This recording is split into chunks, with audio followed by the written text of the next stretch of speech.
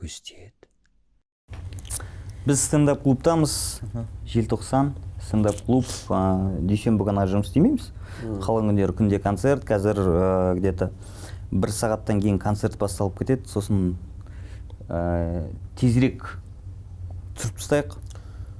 Сосын мынандай бір нәрсе көрдім. 1 сағаттан артық адам былай ақпаратты қабылдау қиын екен. Бір ғалымдардың дәлелдегенше. Сосын соңғы кезде осындай ой болатыр. 2 сағаттық подкасттарды қойып 1 сағат, 1:05, 1:08. Оның алдында 2 сағаттық болып кетті. 2 сағаттықтар да бар. Я мен бір байқаған кеше келер алдында бір рет YouTube-қа кіріп қарағам ғой, именно осы передачаны. Сөйтсе 1:17, 1:30-ға дейін созылады екен бір передача. Иә. Көрсететін бағдарламасы. Осыны алдында біреу 1:50 ма, 1:55 па сондай болған. Қимайсың да кесіп алып тастауға. Сондықтан 1 сағатта көп қызық нәрсе айтып үлгереміз деп ойлаймын. Көрермендер бірден айта салайыншы, басында каналға жазылып, сосын лайк басып кетіңдерші, аванспен көрмей тұрып. Егер көріп болғаннан кейін ұнамаса, қайтарып беремін сол лайктарды. Или алып кетіңдер өздерің. Бізге бере салыңдар. Шүкір. Сөйтейік, бастайық. Келгендеріңе көп рахмет. Қандай сен көрмегелі біраз болды. Соңғы подкасттан кейін кездеспедік. Тағдыр бізді жолықтырмады.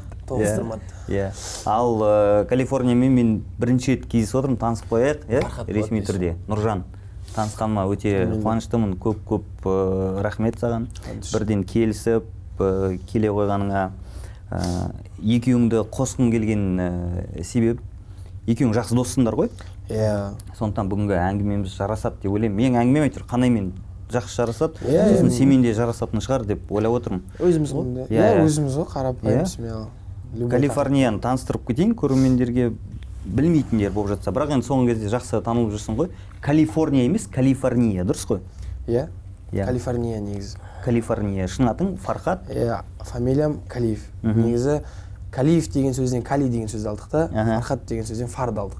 Калифар, Калифорния, Калифорния ол. Біз тупо Калифорнияны жалғай салдық тоже. Ну, типа, Калифорния штатының адамдар көңіл жүреді постоянно. Мен өлең тыңдаған адамдар веселее жүрсін постоянно. Сияқты нәрсемен ғой. Ол кезде ол никнейм тапқан кезде мен енді жас болдым ғой. Жас мидың тауып тұрғаны ғой ол дейсің. Қазір чуть-чуть уже өзгеріп кетті дейсің. Қазір басқаша қояр ма едің? Қазір енді уже жүре барада өсеп бастайды екенсің ғой. Қазір басқаша. Солай емес пе інім? Нешедесің сен қазір? Мен ба? 24-темін ғой. 24-те. 24-те. Мен неден 29-ға келдім. Прикинь ағам. 30-дың есігін қағып тұрсың ба? Бұдан Құдай қаласа деп отырмын. Ар жағында біз кетіп баратық қисаңдап. Сен айтып берші досың туралы, көп білмейтін бір нелер болса, фактілер болса. Калифорния Фархат туралы, Фархатты ең бірінші YouTube-тан кей-поп фестивалі болған. Сол кезде өзінің бір группасы болды. Кей-поп. Кей-попта болдың? Кей-поп, бывший кей-поп. Сен мен жамандағансың, брат, еще. Қаяқта? Жамандағанда қалай Закқа еліктейді деген сияқты тема айтқансың бір рет. Андай Q-Fest'ің несі болды ғой, 2019-да кажется, да? Сол кезде Divine дейтін топ болған. Мен бір бала ортаға шығып читать етіп жатқан. Маған талай қыздар жіберетін сенің сол гәккуді айтып жатқан елерің. Ол кезде андай болып кетті ғой, 91 шықты да артынан толып кетті да, саны көп та сапасы жоқ. Мен по идее ол жолдан не үшін кетіп қалдым? Мен тек бояқта бір-ақ қана клип шығардық біздер. Просто андай болды да, біз Алматыда... Клип шығардыңдар ма не еще? Иә. Еще ойлашы, әлі күнге дейін білемін мен. 90 мың ба просмотр. Қалай атылады? 2 миллионға түсірілген клип бірақ. Мама. 2 миллионға? Сол қазір соны маған 2 миллионды қазір бергенде, деп қалай жазылады? Жазжеш клип көре салады. Сосын сен айта бер пока. Сөйтіп сонымен бір группада болды. Сол группада болды. Кейін Нара дейтін бір қыз болды. Нара дейтін қыз болды. Сол Нарамен біз оның алдында бір совместный трек жазып тастап, солай дос болып кеттік. Сосын тағы да бір ән жазамыз дедік та. Давай мен саған барайын Нара деп адресіне барған кезде осы кісімен жүр екен. Содан екінші рет көрдім. Үшінші рет жүріп бай атасынан көрдім. Көрдім. Есімде. Ең бірінші выступление қателеспесем, ана біздер Сары Шаңырақта жандостардың үйінде концерт бердік. Ол кезде как раз карантин енді ғана басталды. енді ғана басталды да жүріп жатасын, карантин басталғаннан кейін 1 жетіден шықты да, бір жетіден кейін нормальный результат көрсетті. Сол кезде бұл кісілер концерт береміз, короче. Карантин ғой енді бәрі жатыр. Үйде концерт берейік, үйде концерт, иә. Сол кезде шықты. Содан бастап танисың ғой, жақсы. Енді содан кейін официально таныстық та, вроде сөйлегеннің бәрі Атыраудікі ма деп қалдым негізі. Сөйтсем ненік екен, Ақтөбенік екен. Бірақ ол кезде уже мен Атырауға 1-2 рет барып, уже сол жаққа дағдыланып қалған ғой тілім, диалектке. Жаңағыдай. И содан кейін уже тез оңай болып кетті, араласып кету. Сөйтіп, жақсы не істеп кеттіңдер? Жақсы сөйтіп араласып кеттік, приколдарымыз. Біріміз түсініп кеттік, бірдей екен. Мен сразу білдім. Біз қуып бастадық, қай кезде екеуміз де бір Атырауға барып қалдық бір кездері. Атыраудағы общий достарымызбен бірге студияда кездесіп қалдық. Содан бастап андай етене араласып кеттік қой. Оған тиіп қашып. Я бір-екі приколмен, и то андай дистанциямен ше. Артынан дистанция кетті. Сосын бірімізге нағашы жиен боламыз сосын. Нағашы жиен болғанда сұрастырып келсек бәріміз туысқан болып кетеміз негізі. Нағашы жиен болғанда осы уақытқа дейін біздер нағашы жиенбіз деп жатқанбыз.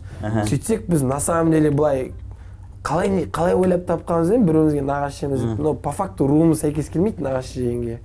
Но бірақ мен мынаған нағашы деп кеттім, изначально бұл жиен деп кеттім. Содан кейін ру келмесе де бұл маған нағашы, мен оған жиен, короче. И әңгіме де соған сәй әдемі келеді. Мен стористарды көріп отырамын, бір жақсы әзілдерің жарасады ғой, күшті. Маған анау өтіп кетті. Өлеңнің соңын өзгертіп жіберген. Айтып берші ондай. Соңғы версиясын айтшы. Қалай еді? Кардон. Дөңгеленген ғаламшардың ішінен мен сені жасаймын кардоннан. Негізі оны Төкен дейтін бауырының историясына салдыртқам ғой. Хотя мен подписчигі аз да. Оның ешкім көрмейді шығар деп ойладым ғой. Сосын айтты мен салайын ба, не істеп қоясың ба, салайын ба дейді. Сала бер дедім. Сөйтсем, оны бүткіл адамдар көреді екен ғой. Бұлар тек мені белгілеп салған ғой. Мен дейтін рэперлер жаңағы. Өйткені ол Төкен дейтін бала қазір Қазақстан қазақ рэпіндегі бір қалай айтсам болады, бір үлесін қосқан бір азамат десем де болады жалпы. Студионка жағынан, дауыс тазалау жағынан деген. Солар өтіп кеткен болып тұр ғой. Сөйтіп тарап кетті, бір арасым TikTokта жүр. Дайрект толып жатыр. Негативтер кетіп жатыр. Маған да үйіп төгіп келді адамдардан. Саған да жақсы болып кетті ғой, черный, типа черный пиар. Иә, ол екінші рет бір волна бергендей болды, по идее, негізі уже андай. Маған YouTube'тағы тректің несіне комментарийлер жіберіп бастап отты адамдар. Дәл сол комментарий. Жасаймын кардоннан деп бәрі. Жазып жатыр. И ол видно то, что тағы бір волна болып жатыр деген нәрсені. Сосын мынаған шықтым мен. Өмір жақсы өзгеріп жатыр ма енді мысалға қанай жаңа мыңмен де қазір мыңмен. Мен мыңмен деймін соны. Мыңмен негізі. Негізі мыңмен. Сен мыңмен деп бастаған сияқты едің ғой, мыңмен деп. Жоқ, негізі сосын латиницамен жазғаннан кейін мен көбінесе мыңмен негізі. Мыңмен ғой, иә? Құлайсың түнде мыңмен. Негізі мағынасы құлайсың түнде келіп мыңмен құлайсың. Мыңға кетіп. Просто андай мыңмен тез құлайсың деген сияқты. Тез құлап бір ғой екеуі. Мыңмен құласаң өліп қаласың ғой деген сияқты ғой. Сондай бір мағынада өзімше шығарғаным ғой. Сол жақсы кетіп жатыр. Ақкөйлек, көккөйлек, онсыз да сенің қарын қазір күшті жүріп жатыр. Анау Кургина Поляк дейтін телеграм каналда мен көргенмін.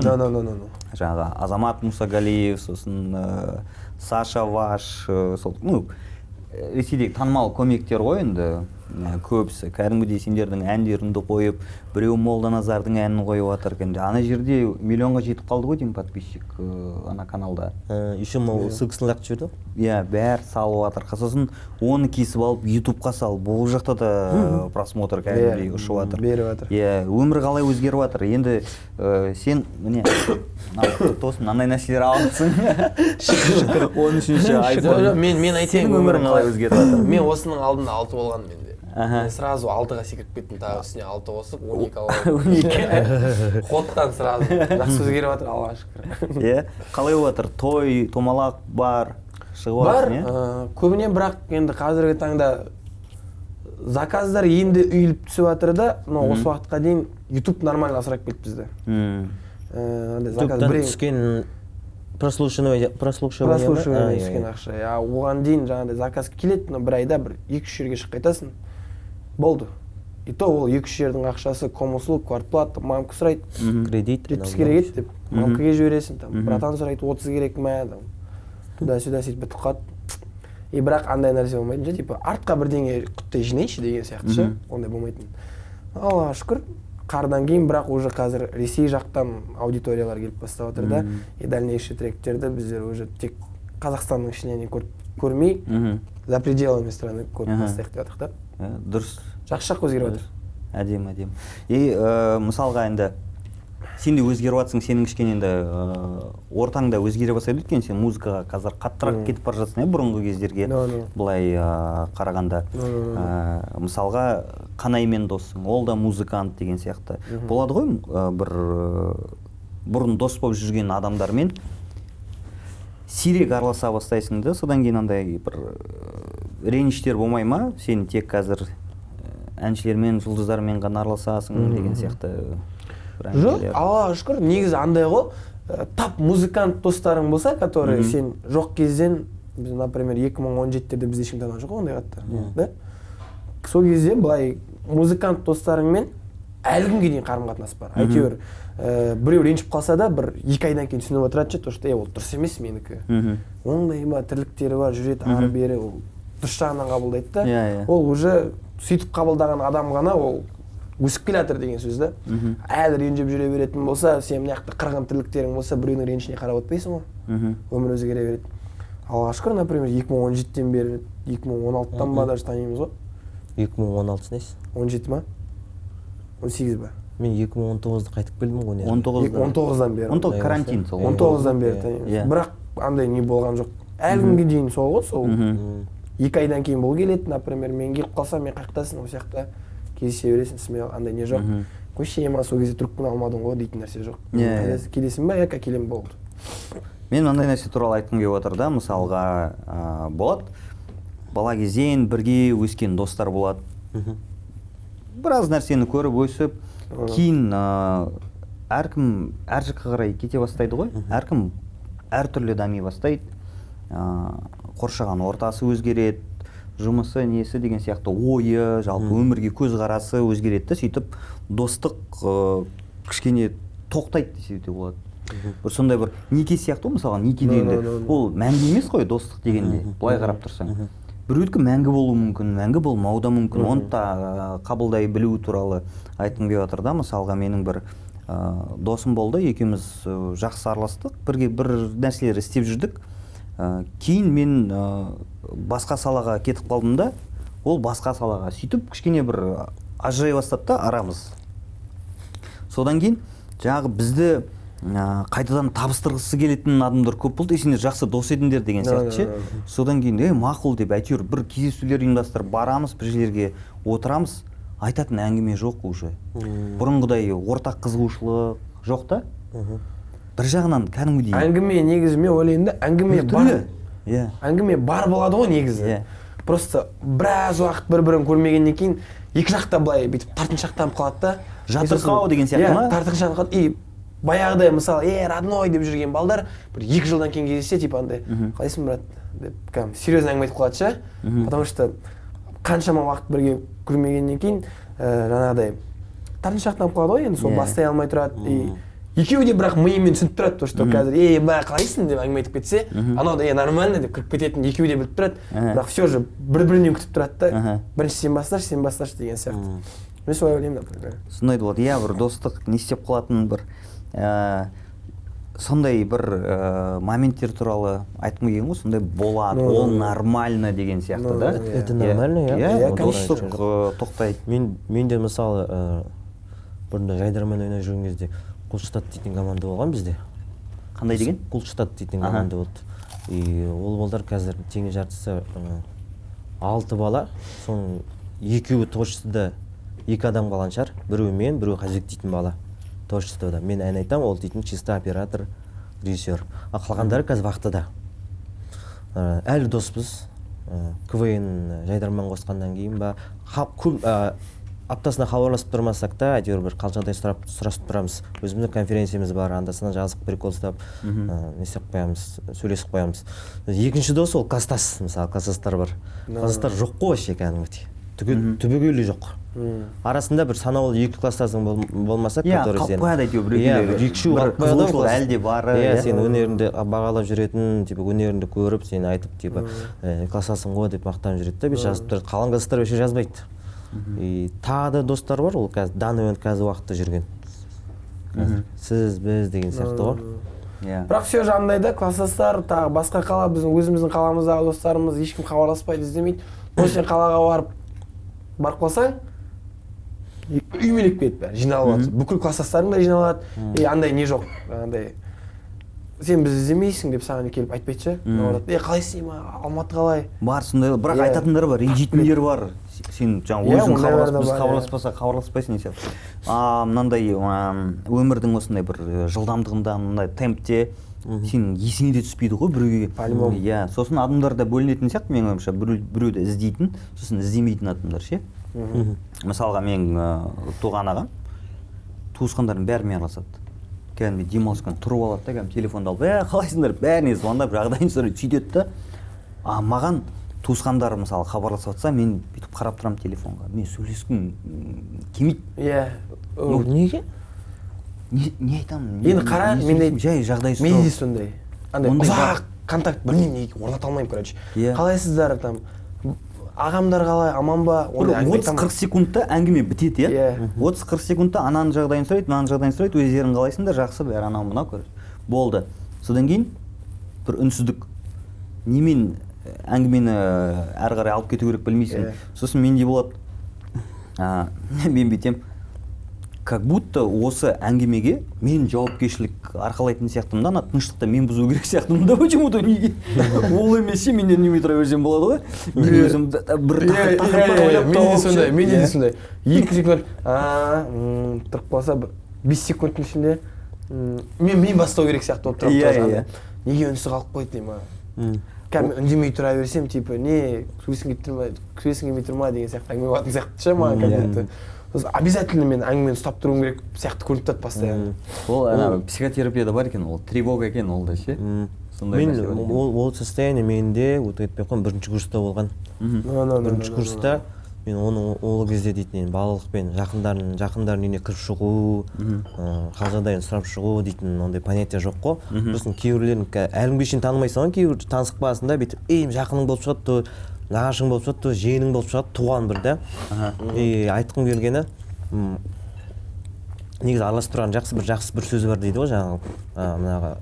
Жақындарының қал-жағдайын сұрап, үйіне мысалы соғып тұрсаң, Аллах тағала сенің өмір жасын ұзартып қояды дейтін сөздер бар екен. Сосын жаңағы денсаулықты, питаниені дұрыстау керек деген сияқты. Просто тек ол құтқармайды деген сияқты ғой, Семіздікті қой көтереді деген бар деп, вообще айдылаға. Жалпы негізі. Тағы мынандай бір нәрсе бар, енді достық туралы әңгімені әрі қарай тағы бір тақырып ойыма келіп жатыр. Сосын андай нәрсе ғой, кіммен көбіне жұмыс істейсің, солармен дос болып кетесің да. Өйткені былай аса қатты көп уақыт жоқ қой, әсіресе үлкен қалаларда. Сондықтан да достарымның көбісі бір жағынан әріптесің да. Сендерді де түсінуге болады, сендер мысалға музыкантсыңдар, сендер жаңағы студияға барасыңдар бірге. Сосын жаңағы аэропортта, самолетта, той-томалақ, гостиница деген сияқты. Көп жерде кездесеміз ғой. Сөйтіп бәрібір көбісі солай өзара дос болып кетіп жатады да. Енді бір салада жүргендер. Уақыт өте, сосын қалған достар жаймен былай өсте жеттіп барды. Кете береді. Селфи дос дейтіндер бар сосын. Қандай? Селфи дос дейтін братан, салам алейкум, қош келіп жатсың ал. Қош келіп жатсың, че там, қайдасың, не хабар, не істейміз дейді. Че там, не істейміз, че там, братан, не хабар, не жаңа. Түсіп алады. Мен оны типа түсіп алды, кетіп қалды дейтін ондай бір реніш жоқ. Болады селфи дос дейтін, просто ат айтып тұр да. Жоға не хабар дейді, айтмет етіп андай. Сторис дос дейтін жоқ па? Сторис дос. Сторис дос дейтін де бар сияқты. Вообще басқа нәрсе қойғайын деген. История салып қояды, бауырым деп. Хотя оны біріншісі көріп тұрмын мен. Танымаймын. То сен оған қазір келіп, маған анау керек еді десең, братан, қалай болады екен деген әңгіме айтады саған. Тек просто суретке түсіп алады да. Бәма магазин анау керек еді десең, дейді ғой короче сосын давай бас мында қалмайды нормально дейсің болды. Менің бір-екі достарым бар. Біздің перепискамызды ашып қарасаң WhatsApp'та ол видео жібереді, сторисқа салып жібересің ба брат деген сияқты. Рахмет дейді ше. Жарайды дейсің. Одан кейін келесіне тоже сондай, менде жарайды, окей. Осылай араласамыз. Сосын бір күні ойладым, бұл негізі андай бір потребительский отношение сияқты да. Сосын жоқ деп айтып үйренейін деп, жоқ ренжімеші бар. Вот жоқ деп айтып үйренейін дегеннен шығады. Мен соны енді үйреніп отырмын. Әне. Шынымды айтайын. Біреуге жоқ деп айтуға айтып қайтса болады шығар, айтқың келіп тұрады, бірақ айта алмайсың да. Қалай болады екен деп па қайтып. Типа видео сәлемдемеш, жоқ маған болмайды жібере берсең, жақсы брат дейді ғой. Жарты сағаттан кейін маған ұят істеп қойған шығармын құрсын деп ше, брат ренжіп қалды ма деп па, өзім істеп кетемін. Бірақ оказывается ол дұрыс емес екен. Бір жағынан дұрыс, но үйрене білу керек та, типа қатыгез болып та кішкене жоқ па жоқ кет па болды. Ондай нәрсені істей бермесең, ақ көңіл болып жүре берсең, жайлап жемтік болып бастайтын сияқтысың, мне кажется. Мен просто басымнан өтті да сондай нәрсе. Ақ көңілдіктің түбінде именно шоу-бизнесте біздің Қазақстан эстрадасында ақ көңіл болып, я дей берсең жемтік боласың. Сол үшін деп. Жоқ деп айтуды үйреніңдер. Әдем. Донат жайлы айта кетейін. Өткенде бір подкастты көрермендердің жіберген қаржысына түсірдік. Донат? Донат дейді ғой. Қаржылай қолдау жобаны. Донат дегенде мен вообще бір баланы жаңында айтайын. Донатит дейді ғой. Осы шығарылымда неге описаниеге қойып қойдым картаны, егер проект қолдаймын десеңдер. Окей, без проблем. Сосын неде жазамыз аты жөнін, кімдер жіберді, қолдау жіберді, солар туралы. Көстет. Короче, мен мынандай жайлы айтқым келіп отыр. Мысалға, сендер музыкантсыңдар ғой, шығармашылық адамсыңдар, бәрібір бір нәрсе шығармашылықтарыңа әсер етеді ғой. Балалық шақтан мысалға да. Бір-екі мысал айта кетейін, Balenciaga деген брендті білесіңдер ғой? Сонда істейтін грузин жігіт бар. Демна Гвасалия дейтін. Грузияда өскен ғой, постсоветтік Грузияда. Сонда өскен, ол кезде, ол өскен кезде, ол жақта көбіне андай бір гопниктер көп болған да. Гопниктер? Мынандай бір жаңағы оверсайз киіндер, дәу-дәу кожаный курткілері болатын еді ғой, бұрыннан триколар. Сол Гвасалия Balenciaga кигеннен кейін Balenciaga'да сондай киімдер оверсайз көп болып кетті да. То есть ол Грузияда кезінде жаңағы 90-шы жылдары көрген нәрсені алып Balenciaga'ға апарып тұр ғой. Өзінің сол көріп өскені ғой. Сосын анау Gianni Versace дейтін білетесіңдер. Ол мамасының жұмысына көп баратын болған екен да, мамасы ательеде істейді екен. Ательесі улица Красных Фонарей дейді ғой, жаңа жезөкшелер көп көше.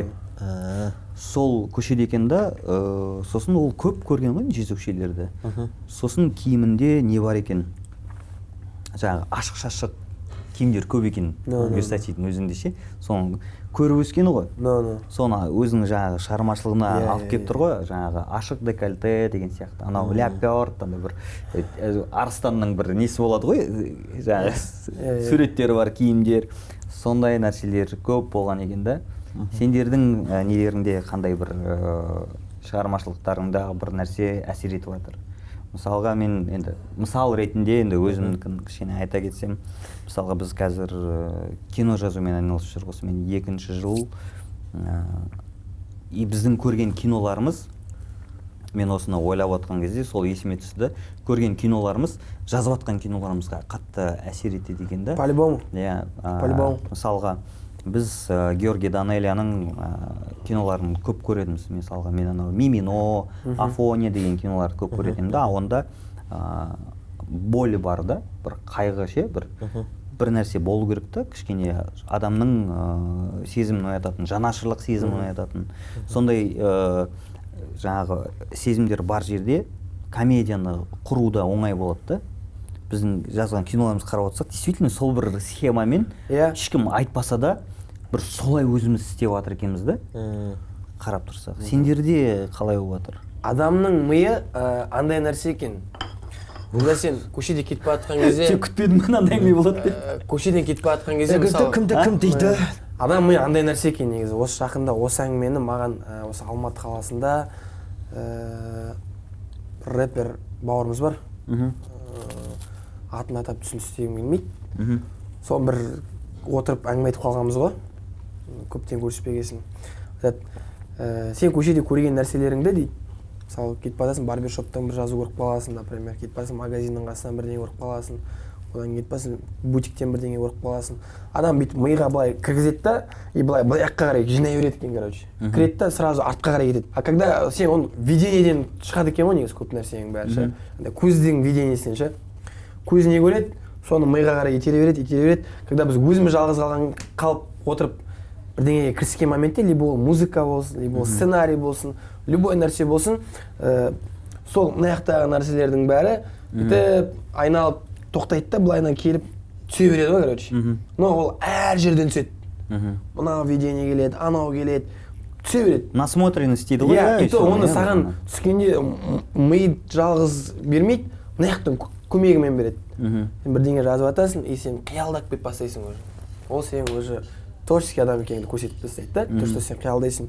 Мен бүйтіп прямо шайдың ішінен бүйтіп атып шығып та-та-та-та-та оқ болып қайтып сол шайдың ішіне кіріп кетсем ғой деген сөзден басталады болды.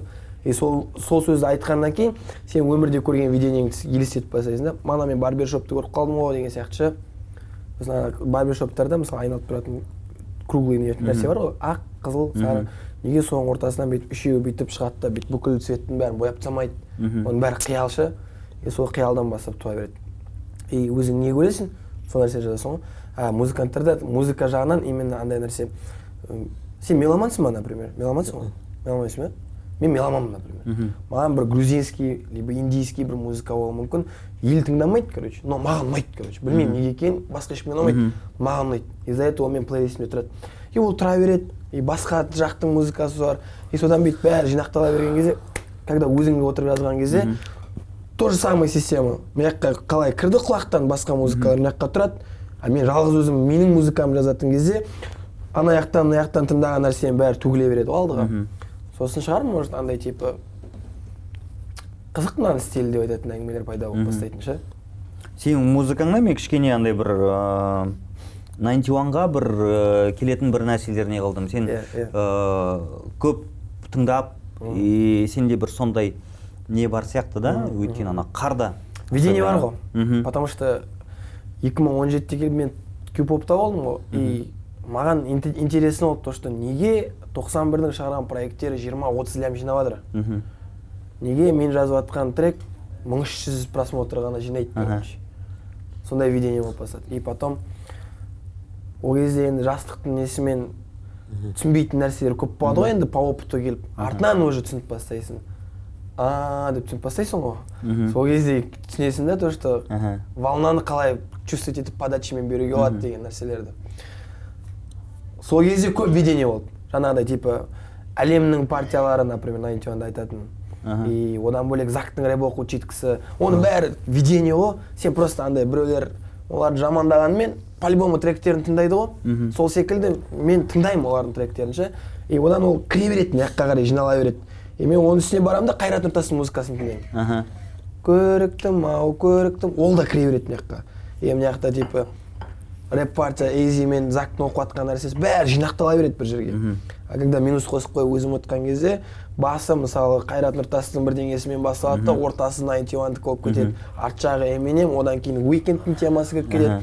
Артынан роктық жіберсең болады. Сен уже бәрін уже эксперимент жасап түсініп алғаннан кейін өзіңдікін тауып алып, ты можешь любой тректі просто изнасиловать ете аласың ғой, короче, сөзіме айтқан кезде, тырс до конца. Оның ішіне басын былай бастап, артынан мыжып, адам тыңдаған кезде бүйтіп жатып қалатындай деңгейге дейін апарып тастай аласың. Когда оның бәрі эксперимент жасағаннан кезде.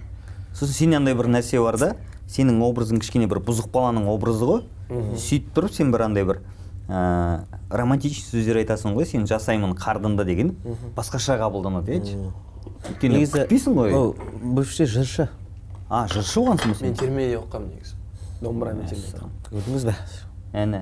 Ойнамаңдар. Ол да бар. Сосын ол ал речитативке ол деген үлкен не ғой? Үлкен. Еще мен 3-ші класстан бастап тойларда жүрген баламын. И Ақтүйенің қарны жарылған күн, ананың Тамадан сөздерді жаттап алғанмын деші. Иә, табылған күн, оның бәрі видение да тоже кіре береді.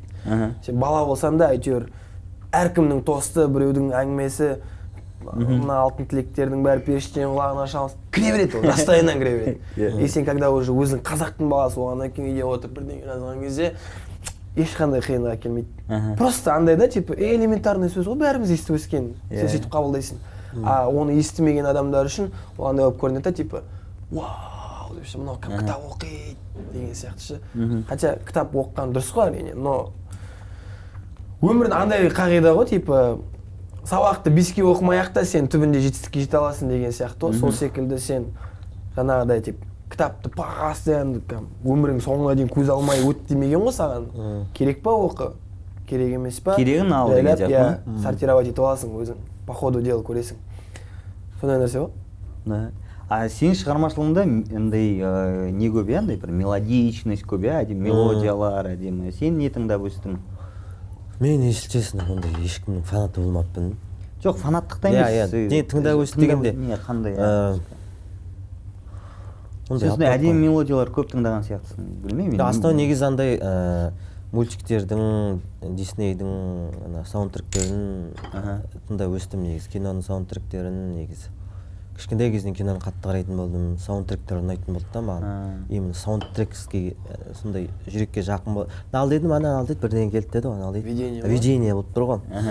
Видение, саундтрек, Геркулестің несі. Мультиктер бар ғой, баяғы медведь дейді.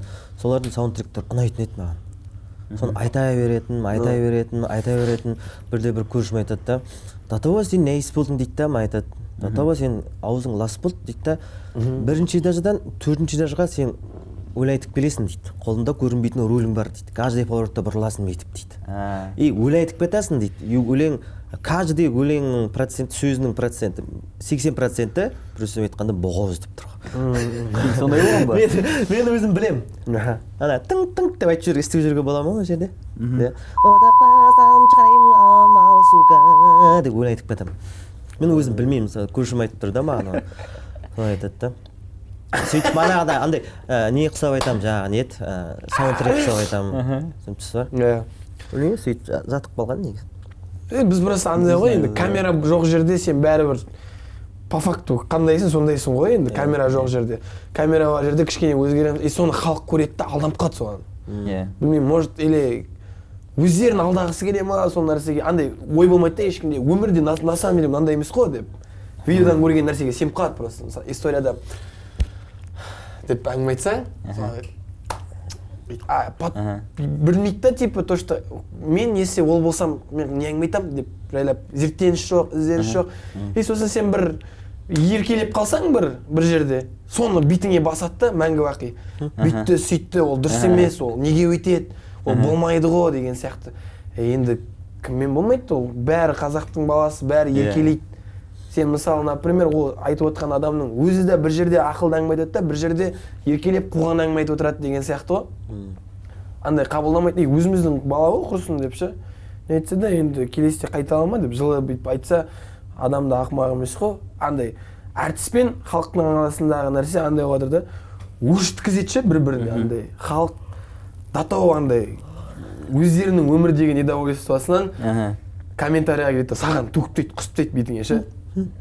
И одан кейін сосын сен де басың кетіп бастайды да, кет нахуй сіктір деген сияқты сен де әңгіме айтып бастайсың ше, например.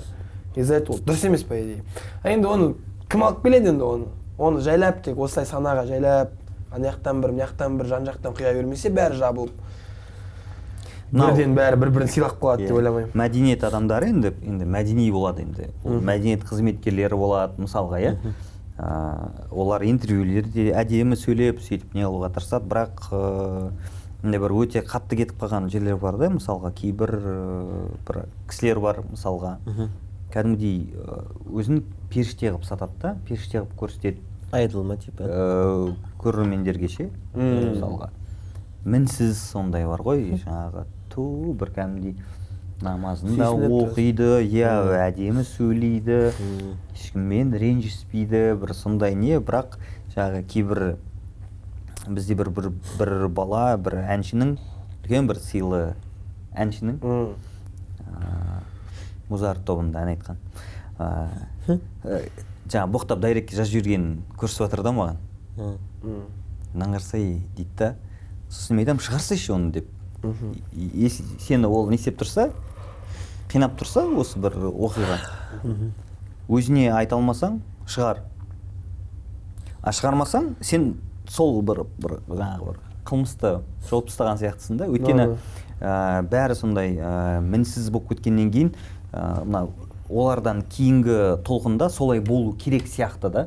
Бір талап сияқты, бір стандарт қойып қойған сияқты. Мысалға, сен мысалы өмірде боғау сөздер айтасың ғой. Адам болғаннан кейін болады ғой бір жағдай. Аяңа балға түсіп кетсе, әттеген-ай демейсің ғой. Иә, айтасың ғой айтатын сөздерді. Сондай сияқты. Бірандай бір трушность, шынайылық кішкене аздауда. Сол шынайылық жағынан маған Мұрат Әбділда деген жігіт. Маған қатты ұнайды. Мен фанатпын реально. Бір клуб ашамын. Маған просто ол кісінің ән айтқаны ұнайды, сосын андай образ салатындар ұнайды. Образ салатындар. Өзім ішіп отырады да, алады да сценарий құрып тастайды ғой. Қаш, Гүлмира, қаш! Бірақ деп қуып отырды ғой өзі. Андай не болса да андай әттең кішкене андай адамдар андай ішет деп шақырмайды сияқты. Ішет, ой алқаш деп, ана-мынау деп шақырмайды сияқты. Негізі біздің Жайдарман чемпион болған миллионның жігіттері өте керемет нәрсе жасады. Иә, түсіріп па соны? Иә, дұрыс болды. Мен Мұрат Әбділдан ең бірінші несін көрдіңіздер ма? Сұхбатын? Жоқ. Сол ең бірінші сұхбатым ана миллион кім байдың балдарында. Байдың балаларына барған көргенмін. Иә. Сол кездегі ана шақырған типа гостьке шақырғандағы өзінің отырысы, қуанып отырған мимикасын көргенде мен кәдімгідей андай үстіме андай жылағым келіп кетті да, андай мәз болып отыр да. Хотя ол алып батқандай проект емес қой. Иә. Ондай құттай шақырғанға андай мәз болып деп күлетін бар ғой өзінің. Иә, мен де шақырмағым келіп жүр оны. Шақыру керек. Иә. Ойбой, әңгіме келсе жүреді. қана екеуміз шақыршы. Иә? Смело келеміз. Төртеуміз отырамыз ба? Мұрат Әбділда. Ән айтамыз. Онымен бірге ән айтып Түсіме болады. кірдің. Нені Тағы да тыныштық берші жаныма дейсің. Жүрегі бар негізі ол кісінің. Музыка деген жүрегі бар. Иә, әдемі айтады. Өте жақсы айтады. Живойда жақсы айтып тұр ғой. Менде андай болған. По идее, Мұрат Әбділданың осыдан бір жыл бұрын жазда оразаның кезінде мен жатқан момент таңғы сағат 6:30-7 ма сондай ауыз бекітіп болған момент. Прямойға кіріп қалсақ таңғы сағат 7-де 840 ба адам отыр. Бәрі ауыз бекітіп алғанда соны қызық көріп отыр ше. Анау ешақпен әңгіме отыр. Туда-сюда. Неге аңырай бересің туда-сюда өзінің әңгімесін жіберіп. И мен қарайын да жыртыламын, короче, до конца. И сосын ол кезде просто по приколу қарап жүрмін. Артынан бертін келе естідім, то что ол кісі негізі анау бәрі беріп жатқан нәрсенің бәрі экранға беріп жатқан. Оның бәрі образ. На самом деле ол кісі бұрын соңды актерствода оқыған. Солай ма? Иә, біздің қазіргі Мен шынайы сияқты өзі бір. Менің естуім бойынша қазіргі біз көріп өскен сахнадағы жаңағы әзіл-сықақ театрларының актерлары, майталмандарымен бірге оқығанда, бірақ сахнаға өкпесі бар, короче. Шыға алмай қалған, из-за этого өкпесі бар сахнаға, сосын жоқ болып кеткен, ішіп кетіп ше. Сөйтіп естігем. Білмеймін ғой енді, ол мен просто естіген. Бірақ солай естідім да, и одан кейін жаңағы интервьюді қараймын ғой. Сөйтсем, историяда, инстаграмда, прямойда вообще басқа адам интервьюға келгенде сап-сау адам құсап, трезвый мысль етіп әңгіме айтып тұр да. И сосын маған көрінді, походу образ шығар еріп атқанша. Жоқ, ана жерде үйінде отыр, кішкене ішіп отыр, содан кейін. Енді ол да ағайудан жібереді екен. Действовать етеді ғой енді ол ішкілік қаныңа барған кезде. Негізі сен ұятты ұмытып бастайсың ғой. Танитын адамдар бар ол кісінің кәдімгі көршілері ма, танитын дос балдар. Ол айтады, ішпесе бар ғой, кәдімгідей тілі бай кісі дейді негізі. Тілі бай, сондай кісі дейді. Тек өзі барады да бір жолдан өтеді, 4-5 пивесін алады да қайтып үйіне келеді дейді. Прямой эфирде қосады, сол жерде отырады дейді. Сөйтіп отырып жұлдыз болып кетті ғой. Мені андай, қандай, қатты бір өзіме мотивация беріп жүрген несі болды бір. Мұрат Әбділдадан мотивация алдым дейсіз? Алдым, мен мотивация алғанда қалай, мен просто андай өзіме просто сондай хейттар, маған да хейттар келеді ғой енді, например, оған да хейттар барады. И ол әдемі жауап берген да, типа, Мұрат Әбділда анау, Мұрат Әбділда мынау деп айтасың да, зато мен завар көтеріп алдым дейді да. Ойлашы, тупо инстаграмда отырып ақ, үйде там бутылка пивосын алып келіп завар көтере салып. Мамкасы қуанышта әйтеуір ше. Не істесе де үйдегілерге жағдайын жасап беріп жатыр. Но бірақ енді былай бүйтіп андай ғой, енді бір нәрсеге қарсы тұрамын десең, тағы да оған қарсы тұратын пікірлер жете береді ғой. Мен осы сөзімен, например, комментарияда ертең үйіліп жазады шығар, типа, ішпей ақ та көтеруге болады. Жақтағы не жақсы масқат негізі ондай емес. Да? Сондай ма? Онда тіпті жақсы. Сол маған бір андай болды да, типа, сол момент болып қалды ма, маған да бір хейттар келіп жатқан, мен де бір жыным келіп, айтқым келіп тұрады тілің қышып, бірақ айтпайсың, құрсыншы, уровеньне түспей ақ қояйын. Мән беріп істеймін, боссам настроение түсіп, дальше кете берейін деп жүрген кезде. Соған осы көріп қалған ғой, типа, Мұрат Әбділда жынды, Мұрат Әбділда жаман дейсіңдер, еба мен алдымда завор көтеріп жадым дейді. Сендер не істеп жатсыңдар? Сөйтіп отқан адамдар Мұрат Әбділданың прямойында отыр ғой, Мұрат Әбділда оларды отқан жоқ, былай қарап тұрсың. Менде андай 800 мың менде просмотр болмайды. Стабильный кірем прямойына. Стабильный, қалай жанат? Басам мен сразу. Көрсетші маған сосын аккаунтын. Мен фейктар өте көп, мен қайсысы өзіне оригинал екенін. Клип кетіп жатыр бұйырса ол. Ол дейтін, пока что қармен шағала трендте андай трек жағынан. Сен трендтеге нешінші орын? Екінші орындасың ба? Иә, екіде. Екідесің. Шағала нешеде? Шағала ол трендке кірмейді ғой, брат. Көстет. Жаңа Мұрат Әбділда туралы айтып отырық қой. Қазіргі менің крашым сол, енді рахмет, саған инстаграмды тауып алдым, енді жазылып қойдым. Өткенде мен бір-екеуіне жазылғам, сөйтсем олар фейк болып шықты. Сөйтіп таба алмай жүрдім. Бұрын кім краш болды, кім крашиха болды, крашиха түсінесіңдер ғой? Менде мындай болған Demo дейтін группам білесіңдер ма? Demo? Demo. Солнышко в руках дейтін әндер болды баяғыда. Ол ән таныс группам. Группам енді жастаусыңдар ғой. Нұрсұлтан білесің ғой Demo деген группаны? Біледі әне. Операторым, құрдасым есімім Нұрсұлтан, атын өзгертейін деп жатырмыз Астана қылып.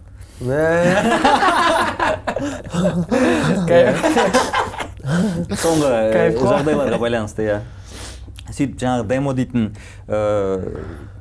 жаңағы группаны көп тыңдайтын, сода қыз ұнайды маған, мен ғашық едім кәдімгідей оған ше. Сөйтіп әйеліммен жүріп жүрген кезім, былай жай әңгіменің арасында бүйтіп айта салғанмын ғой. Сөйтсем ол кісі жаттап алыпты да оны. Өткенде келіп тұр, міне инстаграмын тауып алдым деп соны. Қандай бақыт дейсің. Әйелің сондай түсінеді жаныңды дейсің. Андай бір әйелге отырып Нури Камал жаза салу ғана қалды. Сөйтіп, короче. Сен жаттап ашқасына десең. Камераға қарап. Мен ойлайтын соны ертең сен орысша үйреніп алам, соны тауып алам. Сөйтіп сындырып алам деген ой болған ғой енді менде. Сөйтсем қазір үшінші күйеуімен Америкада тұрып жатыр, жасы 40-тан асып кеткен. Үшінші күйеуімен ба еще? Үшінші күйеуімен, Сонымен енді мақұл дедім. Айтып жүрейін, адрес кеп тұреді. Келін бола ма? Жоқ, менеджерім ғой. Келін ба Атырауда дейсің ғой. Атырау сол үшін ғой, диалект атырауский болып кеткен көбіне. Күйеу бола дейсің ғой. Дұрыс. Роза, доза, қар. Бәрі, по идее, прикинь, адамға муза болам десем, муза болады екен шынымен. Сол қыз ба саған, кәдімгі муза болған? Бір болып қалды сондай, бір келісіп қалдық та, давайласып кеттік, короче. Все, давай. Мен Ақтөбеге келемін да, содан бастап Роза шығады, Доза шығады. Бірақ жүре бара енді постепенно бүйтіп көріп бастайсың ғой, енді араласпасаң да әйтеуір 4 айдан кейін бір қарап қоясың, короче, 8 айдан кейін бір қарап қоясың. Жынданып жүресің бір. Бірақ ренжейін десең ренжи алмайсың да, мынау, бәрі сол тректердің себепшісі болып жатыр. Сөйтіп окончательно давайласайын десем, есігім қақып тұр. Мен болдым, тентек болмаймын енді. Қызық болды солай. Дұрыс. Бақыт тілеймін. Бірақ андай ғой, типа, өзің айтасың, бір адамда, типа, өзіңнің бір адамың кездеседі, короче, түбінде өзіңдікі кездеседі. Мен просто өзінің адамың екенін сездің бе? Сездім. Сол нәрсе просто андай да, типа, бір жыл жеткілікті көз ала алмайды екенмін, короче. Оказывается, былай енді өзіңді білесің ғой, жалпы қызға келгенде қандай екеніңді. Но бірақ именно сол кісіден кете алмайды екенмін, короче. Ұмытып кетуім мүмкін, но бірақ все же түбінде бір 3 ай сайын ба кетіп тұрады екен по-любому, есіктің алдынан. Не істеп жатыр мынау деп, қайта-қайта. Вдруг, может, сол шығар деп та ойлаймын кейде. Дұрыс, жақсы, әдемі бақытты бол. Бір нәрсе әйтеуір муза болып себеп болған екен. Сенде біреумен жүріп отыр, алдында жүрмей қойдың ба? Не қылдың сол? Мен мынаның орда бұзған моментін күттім, по идее. Мынау кім деп мен сұрадым ғой сенен. Қайдан? Қой аға, мен онда ештеңе істеген жоқпын ғой. Последний бір андай типа қызға қатысты жаңалығым сол ана Жандос өзінің үйіне қонаққа шақырғанда бір қыз туралы айтып болды. Парпарымен кел деген. Намысқан қыз. Танысып кеттік біз негізі. Сосын ары қарай сөйлесіп жүрдік. Енді бұл маған ашылмады ма? Сосын андай бір кішкене тартпай қалды бір сөзбен айтқанда. Бірақ кездесуіміз қызық болды негізі. Қалай болды? Магазинге айта алмай қалдық. Магазинге кірдің? Иә, магазинге кірген кезде ол мана кассада тұрды да бір нәрсе алып алды да, маған қарады да, көзі бақырайып кетті да бүйтіп. Көзі бақырайып кетті де. Яқпай таңып қалып тұр ғой мені. Сосын мен шығып кеттім. Сосын андай ішімнен ойладым, Инстаграм жазады маған. Уверенный болдым да жазады. Өйткені ана реакциядан кейін жазбау мүмкін емес. Көзі бақырайып кетті да. Мен содан кейін ассалаумағалейкум, ахей, как дела деп сөйтіп сөйлемеген? Жоқ, просто айтатын ғой.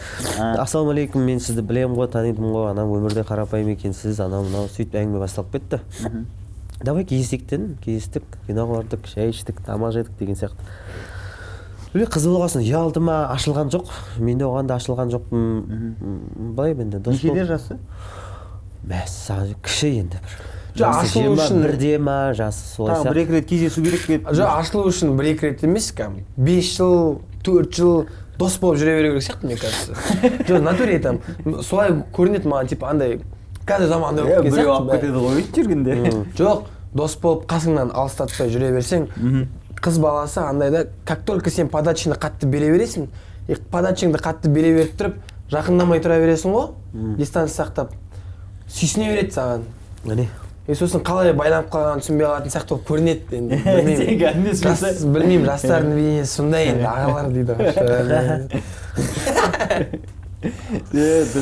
Енді жаңағы неге келек, жаңағы әңгімеге келек, сол қызды кезінде қатты ұнатқанмын. Сендер кім сендерге краш болған, бұрын крашиха болған? Мен өз айтпай қойын, 3-ші класста басталды, по идее, өлең дейтін нәрсеші. Менде бірінші рет әнші балапан дейтін не болды мектепте, налевой мен 4-ші класс арасында. Содан бастап Еркін Нұржанов, Қайрат Нұртас, Өмір Қайниясов. Осы 3 кісі болды. Сенің шашың үшеуіне де ұқсайды ғой? Келеді ғой былай қараса. Осы кісілер болды. Реально андай дауыстары андай қатты жағымды еді да. Бірінші әнім өмірімде Еркін Нұржановтың әні болды.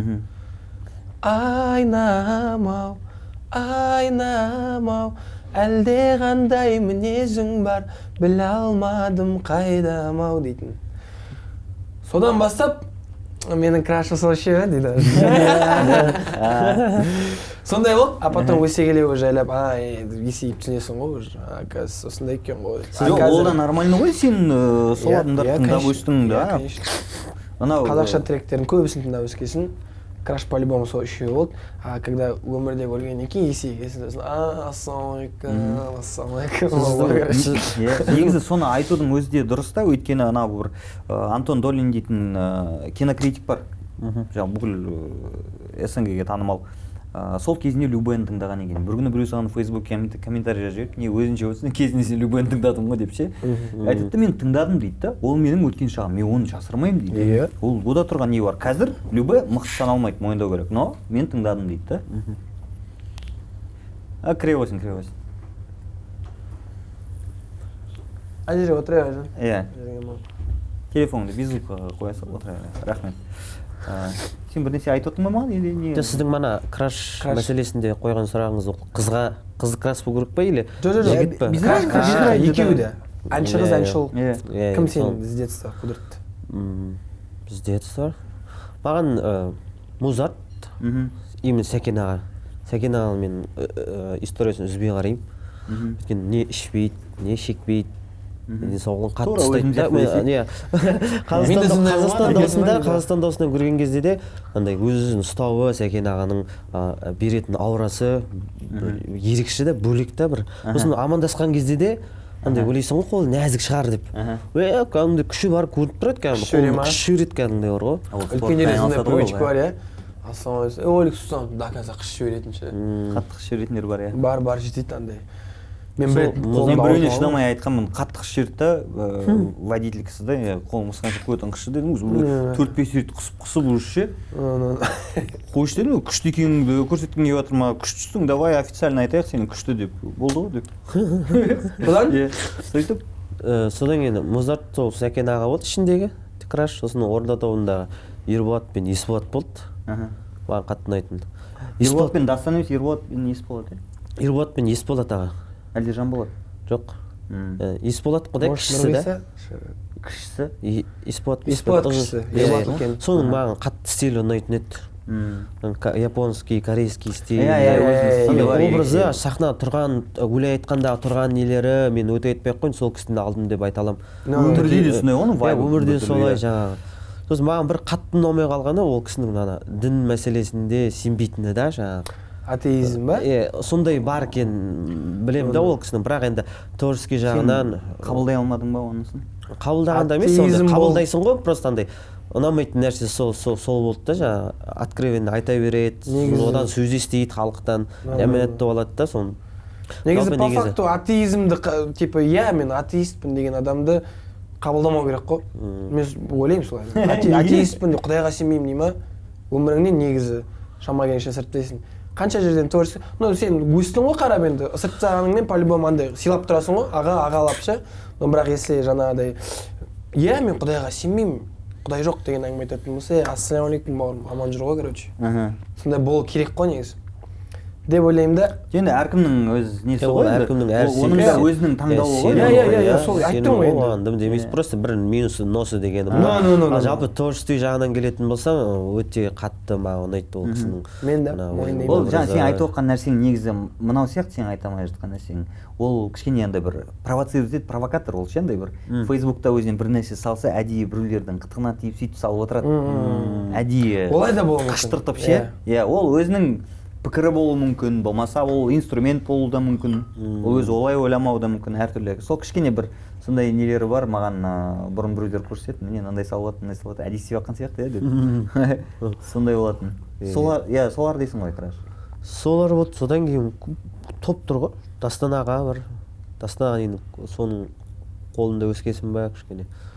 Көп пайда алдық қой Дастан ағадан. Жалпы Орда тобының өзінде каждый уже Есболат, Ерболат, бәрі Нұрлан аға, Дастан аға біліп тұрады да, каждый краш болды. Болды? Бірақ прикинь, андай шетелдік жақтан болды ма біреулер? Шетелдік жақтан бар. Бізде байқасаң жаңағы көбімізде сол кезде біз ары кетсе өзіміздікін, сосын Россиянікі тыңдадық. Менің ойымша солай сияқты ше. Шетелден ары кетсе сол Backstreet Boys, Spice Girls, Britney Spears, кішкене жаңағы Michael Jackson деген нелер болды, и то көп емес, ондай қатты емес. Сосын сондықтан да біздің жаңағы қазір жасап жатқан жұмысымыз соған да. Соның бір несі сияқты да, бір айнасы сияқты. Андай шетел бізге бір кейін өзіміз есейе келе келіп бастағаннан кейін как будто біреуді краш көре алмай қалдық қой, короче. Типа андай, мына чувак жыртады деймін, дерзко істейді деген әңгіме айтамыз да, бірақ досконально андай мойындамайсың да по-любому. Бала жүрек тек қана олай мойындай алады болды. Типа, мынадан басқа әншіні көріп тұрған жоқпын деп. Өсе келе жеткеннен кейін просто тек істей алатын бала деп. Сөйтіп қана видение қалыптастырасың. Енді екеуіңде қазір өте жақсы көтеріліп келе жатқан әншісіңдер. Бір кішкене айта кетейін, Қанай кішкене ауырып отыр, сондықтан кішкене қазір осылай отыр. Ол настроениесі жоқтан емес, менсінбегендіктен емес, кішкене ауырып отыр, бірақ сонда да келіп отыр. Рахмет көп. Жаңалықтарың бар ғой? Біздің ба? Иә. Біздің өте күшті жаңалығымыз бар. Дейді басымен бақталады дейді. Әуенің кейде қан тамыр жиістен шығып шақтырлайды. ей таңға дейін биле ла ла ла ла ла ла стап тұрмай стап тұрмай дейтін әніміз бар біздің. жазға айналып жатырмық біздер. Әдемі. Біздер в общем Качка мынау? соңғы кезде көп естіп кеттік та, типа хейт айтса да и жақсы комментарий жазса да именно қана екеумізге, короче, күлген смайликпен келеді да бәрі. И андай, білмеймін енді, может, баяғыдан бері араласпай историяда да бір-бірімізге қуа береміз ғой әңгіме айтып. Өмірде де танитындары бар, екеуміз жүріп қаншама да көріп жүрген адамдардың алдына барып та қуып әңгіме айтып отыратын жерлеріміз бар, эфирдан бөлек. Содан кейін білет та көбісі андай, мына екеуі қосылса шайтты болады, кәдімгідей бас шайқайтындай деп ше. И сосын кеше түнде сол идея шығып кетті, ертең подкаст бізде болады ғой осындай уақытта деп. Мен қана айтамын, қана мен үйге барсам, таңға дейін отырып ары бермей ұйықтап қаламын, короче. Мен түнде саған барамын, мен студияда боламын. Онда мен студияға барамын, короче. Студияға барамыз да отырып алып, сол жақта баса көтеміз. Сөйтіп енді асылыға айтып бес, я былай да емес, бүйтіп уәде де бермейміз. Но иншалла, Алла бұйырса, бір айлықтың көлемінде бітіреміз деп ойлаймыз. Полный жаңағы жұмысын, видеосын ары бері бұйырса жазға бір керемет өлең дайындап жатырмық қой. Қашан шығады енді бұл әннің өзі? Әннің өзі бұйырса бір айдың көлемінде шығады. Бір айдың көлемінде. Жетпей де шығып қалуы мүмкін. Иә, одан жетпей де шығып қалуы мүмкін, но постараемся бүкіл күшті әйтеуір ұсақ қалдық ау деген моменттің өзіне де бір айдың ішіне сыйғызуға. Әннің аты қалай? Әннің атын қойған жоқпыз, бірақ биін қойып тастадық дейсің. Артынан бір би шықты. Мынандай би бар, короче, дейсің. Дұрыс, андай тиктокқа хит болып кететін нәрселер істеу керек. По-любому.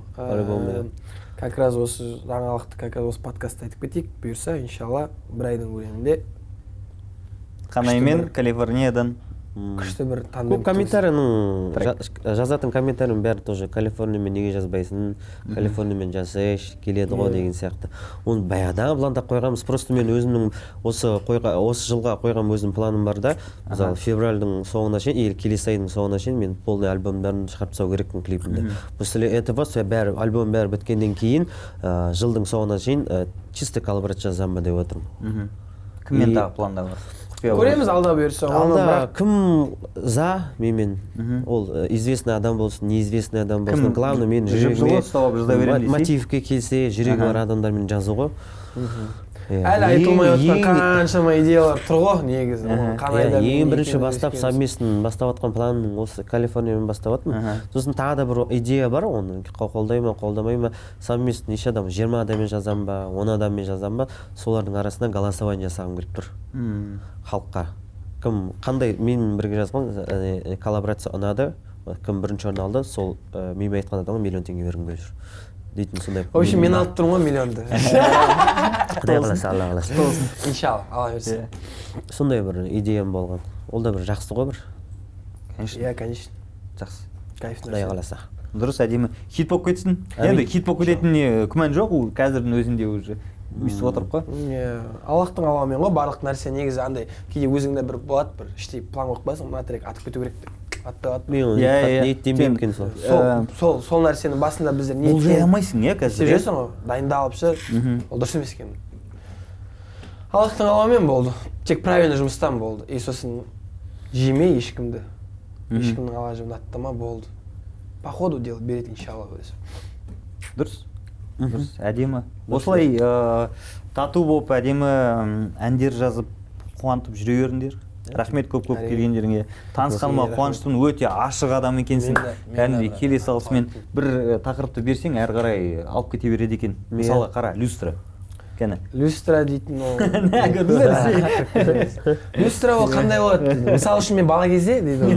Біздің үйдің люстралар, например, үшеу болатын. Достарымның бір болады ғой, класстастарың бай үйлеріне барсаң, люстраларында шашақтар тұрады ғой беткен-беттен.